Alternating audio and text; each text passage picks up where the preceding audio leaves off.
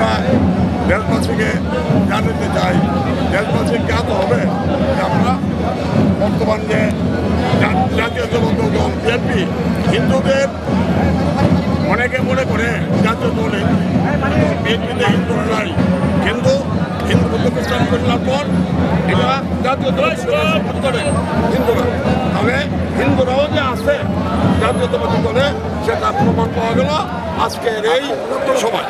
লক্ষ লক্ষ হাজার হাজার লোক তো আসছে, আপনাদের তো দেখছি না, আপনাদের সামনে আসছে। আমি আপনাদেরকে ধন্যবাদ জানাই এই সাক্ষাৎকার নেওয়ার জন্য।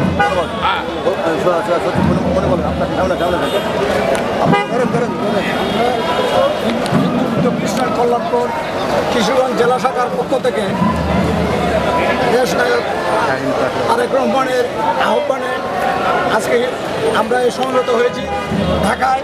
আমরা কিশোরগঞ্জ জেলা হিন্দু বুদ্ধ খ্রিস্টান কল্যাণ ফ্রন্টের পক্ষ থেকে আমরা আসছি জাতীয়তাবাদী দল বিএনপির সমর্থনে, এবং অনেকেই মনে করে যে আওয়ামী লীগ ছাড়া হিন্দুরা বিএনপিতে যায় না।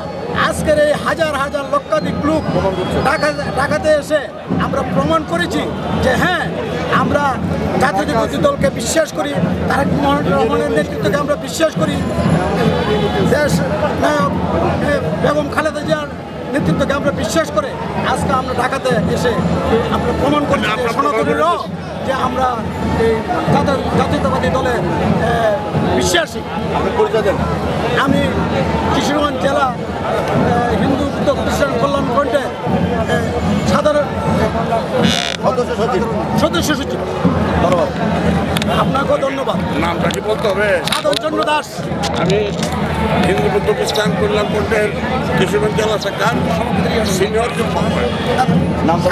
ইন্দ্রজিৎ দাস। ধন্যবাদ। ইন্দ্রজিৎ দাস, অধ্যাপক ইন্দ্রজিৎ দাস।